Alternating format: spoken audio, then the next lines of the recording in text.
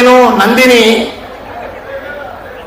ತನ್ನ ಶಿಶು ಎಲ್ಲಿ ಇರ್ತದೆ ತಾನು ಅಲ್ಲಿ ಹೋಗಿ ತನ್ನ ಅಮೃತ ತುಲ್ಯವಾದ ಹಾಲನ್ನ ಉಣಬಡಿಸ್ತದೆ. ತಾನು ತಿನ್ನುವುದು ಹುಲ್ಲಾದರೆ ಆ ಹುಲ್ಲನ್ನ ಅಮೃತೋಪಮವಾಗಿ ಪರಿಣಾಮಗೊಳಿಸಿ ಜಗತ್ತಿಗೆ ಅದನ್ನ ಅಮೃತ ತುಲ್ಯವಾದಂತಹ ಹಾಲಿನ ರೂಪದಲ್ಲಿ ತನ್ನ ಕೆಚ್ಚಲಿನಿಂದ ಉಣಬಡಿಸ್ತದೆ. ತನ್ನ ಬಳಿ ಬರುವಂತಹ ಶಿಶುಗಳಿಗೆ ಆಹಾರವನ್ನು ನೀಡುವ ಮೂಲಕ ಅಲ್ಲಿ ಪೋಷಣೆ ಮಾಡುತ್ತೆ. ಶಿಶುಗಳಿದ್ದಲ್ಲಿಗೆ ತಾನು ಹೋಗಿ ಪೋಷಣೆ ಮಾಡುತ್ತೆ.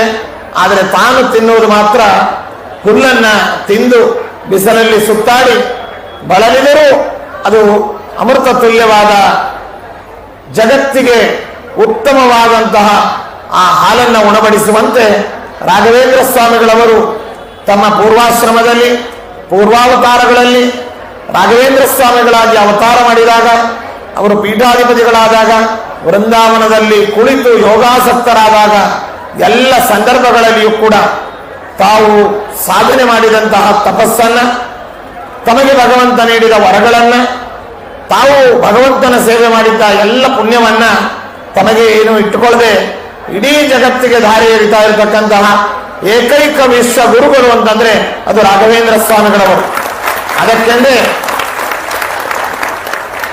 ನಮ್ಮ ನಮ್ಮ ಮನೆಗಳಲ್ಲಿ ನಮ್ಮ ತಾಯಿಯಂದಿರು ನಮಗೆ ಮಾತ್ರ ತಾಯಿಯಾಗಿ ನಮಗೆ ಮಾತ್ರ ಆಹಾರವನ್ನ ಆಲನ ಪಾಲನಗಳನ್ನು ಒದಗಿಸಿದರೆ ಇಡೀ ವಿಶ್ವಕ್ಕೆ ಮಾತೃಸ್ಥಾನದಲ್ಲಿದ್ದು ಎಲ್ಲರ ಒಂದು ಹಸಿವೆಗಳನ್ನ ಪರಿಹಾರ ಮಾಡಿ ಎಲ್ಲರಿಗೆ ಉತ್ತಮವಾದ ಕ್ಷೀರವನ್ನ ಆ ಹಾಲನ್ನ ಅಮೃತ ತುಲ್ಯವಾದದ್ದನ್ನ ಉಣಬಡಿಸುವಂತೆ ಅದು ಯಾವ ಜಾತಿ, ಯಾವ ಮತ, ಯಾವ ಭಾಷೆ, ಯಾವ ಪ್ರಾಂತದವರು, ಶ್ರೀಮಂತರು, ಬಡವ, ಬಲ್ಲಿದವ ಅನ್ನುವಂತಹ ಭೇದವಿಲ್ಲದೆ ಎಲ್ಲರಿಗೂ ಹೇಗೆ ಆ ಹಾಲನ್ನು ಉಣಬಡಿಸುವ ಆ ಕಾಮಧೇನುವೋ ಅದೇ ರೀತಿಯಾಗಿ ರಾಘವೇಂದ್ರ ಸ್ವಾಮಿಗಳವರು ಇವರು ನಮ್ಮವರು, ಇವರು ಬೇರೆಯವರು, ಅಥವಾ ಇವರು ಈ ದೇಶದವರು, ಈ ಭಾಷೆಯವರು, ಹಣ ಉಳ್ಳವರು ಅಥವಾ ರಿಕ್ತರು, ಬಡವರು ಅನ್ನುವಂತಹ ಯಾವ ಭೇದವಿಲ್ಲದೆ ಜಾತ್ಯತೀತವಾಗಿ ಸಮಸ್ತರಿಗೂ ಕೂಡ ತಮ್ಮ ಕರುಣಾದೃಷ್ಟಿಯನ್ನು ಬೀರುವ ಮೂಲಕ ತಮ್ಮ ಅನುಗ್ರಹವನ್ನು ಅನುಗ್ರಹಿಸ್ತಾ ಇರತಕ್ಕಂತಹ ಮಹಾಗುರುಗಳನ್ನ ಕಾಮಧೇನು ಅಂತ ಅನ್ನದೆ ಮತ್ತಿನ್ನೇನು ಅವರನ್ನು ನಾವು ಕರೀಲಿಕ್ಕೆ ಸಾಧ್ಯ. ಅಂತಹ ಗುರುಗಳ ಉತ್ಸವವನ್ನ ಈ ಬೆಂಗಳೂರು ಮಹಾನಗರದಲ್ಲಿ ಈ ದೊಡ್ಡ ವಿಶಾಲವಾದಂತಹ ಈ ಬಯಲು ಸ್ಥಳದಲ್ಲಿ ರೂಪಿಸಿ ಸಿರಿ ಕನ್ನಡ ಚಾನಲಿನ ಒಂದು ಎಲ್ಲ ಪ್ರತಿನಿಧಿಗಳು, ಜೊತೆಯಲ್ಲಿ ನಮ್ಮ ಅತ್ಯಂತ ಪ್ರೀತಿ ಪಾತ್ರರಾಗಿರ್ತಕ್ಕಂತಹ ಹವಲ್ದಾರ್ ಅವರು, ನಮ್ಮ ಮುರಳಿಯವರು, ಹೀಗೆ ಒಬ್ಬರಿಬ್ಬರನ್ನ ಹೆಸರು ಹೇಳಿದರೆ ಈಗಾಗಲೇ ಮೊದಲಿಗೆ ಹೇಳಿದ್ವಿ, ರಾಯರ ಭಕ್ತರ ಹೆಸರನ್ನ ಹೇಳಲಿಕ್ಕೆ ಸಾಧ್ಯವೇ ಇಲ್ಲ. ರಾಯರ ಮಹಿಮೆಗಳನ್ನ ಹೇಳ್ಬೋದು, ರಾಯರ ಗ್ರಂಥಗಳನ್ನೇ ಹೇಳ್ಬೋದು, ಅಥವಾ ಇನ್ನೇನಾದರೂ ಹೇಳ್ಬೋದು. ರಾಯರ ಮಹಿಮೆ, ರಾಯರ ಭಕ್ತರ ಸಂಖ್ಯೆಯನ್ನ, ಅವರ ಭಕ್ತರನ್ನ ಒಬ್ಬೊಬ್ಬರನ್ನಾಗಿ ಹೆಸರು ಹೇಳಲಿಕ್ಕೆ ಸಾಧ್ಯವೇ ಇಲ್ಲ. ಅಂತಹ ನಿಮ್ಮೆಲ್ಲರ ಸಂಪೂರ್ಣವಾದ ಅಪೇಕ್ಷೆ, ಸಹಕಾರ, ಪ್ರಯತ್ನ ಮತ್ತು ಇನ್ವಾಲ್ವ್ಮೆಂಟ್, ಇದರಿಂದ ಈ ಉತ್ಸವವು ಯಶಸ್ವಿಯಾಗಿದೆ.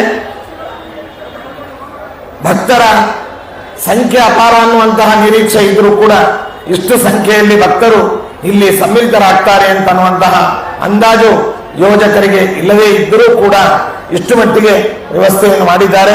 ಮುಂಬರುವ ದಿನಗಳಲ್ಲಿ ಪ್ರತಿ ವರ್ಷವೂ ಕೂಡ ಬೆಂಗಳೂರು ಮಹಾನಗರದಲ್ಲಿ ಈ ಉತ್ಸವವನ್ನ 3 ದಿನಗಳ ಕಾಲ ವಿವಿಧ ಸಾಂಸ್ಕೃತಿಕ ಕಾರ್ಯಕ್ರಮ, ಗ್ರಂಥ ಪ್ರಕಾಶನ, ಸಂಗೀತ ಕಾರ್ಯಕ್ರಮಗಳು, ಅದೇ ರೀತಿಯಾಗಿ ಪ್ರವಚನಗಳು ಮತ್ತಿತರ ಸಾಮಾಜಿಕ ಕಾರ್ಯಗಳನ್ನೆಲ್ಲವನ್ನು ಮಾಡುವ ಜೊತೆಯಲ್ಲಿ ಈ ಉತ್ಸವವನ್ನು ನಾವು ನೀವೆಲ್ಲರೂ ಕೂಡ ಸೇರಿ ಆಚರಿಸೋಣ.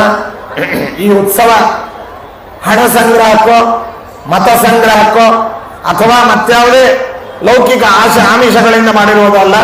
ಗುರುರಾಜರ ಭಕ್ತರಿಗೆಲ್ಲ ಗುರುರಾಜರ ದರ್ಶನವಾಗಬೇಕು, ಅವರು ಪುನೀತರಾಗಬೇಕು, ಅವರ ಕಷ್ಟ ಕಾರ್ಪಣ್ಯಗಳು ಪರಿಹಾರವಾಗಬೇಕು, ಅವರೆಲ್ಲ ಇಷ್ಟಾರ್ಥಗಳು ಪೂರ್ಣವಾಗಬೇಕು ಅನ್ನುವಂತಹ ನಿಸ್ವಾರ್ಥ ಭಾವನೆಯಿಂದ ಈ ಉತ್ಸವವನ್ನು ಆಚರಿಸಿದೆ. ಆದ್ದರಿಂದಲೇ ಈ ಉತ್ಸವ ಪರಿಪೂರ್ಣವಾಗಿದೆ. ರಾಯರು ಪ್ರೀತರಾಗಿದ್ದಾರೆ. ನಿಮ್ಮೆಲ್ಲರಿಗೂ ಕೂಡ ಶುಭವಾಗಲಿ. ಇದು ಉಪನ್ಯಾಸದ ಸಮಯವಲ್ಲ. ಎಲ್ಲ ಗುರುರಾಜರ ಭಕ್ತರು ಬಿಸಿಲಿನಲ್ಲಿ ನಿಂತಿದ್ದಾರೆ, ಮಕ್ಕಳು ನಿಂತಿದ್ದಾರೆ, ತಾಯಂದಿರು ನಿಂತಿದ್ದಾರೆ. ಎಲ್ಲರನ್ನೂ ಕೂಡ ನಿಲ್ಲಿಸಿ ಸ್ವಾಮಿಗಳು ವೇದಿಕೆಯ ಮೇಲೆ ಆರಾಮಾಗಿ ಕುಳಿತು ಉಪನ್ಯಾಸ ಮಾಡುವ ಸಮಯವಲ್ಲ. ಆದರೂ ಕೂಡ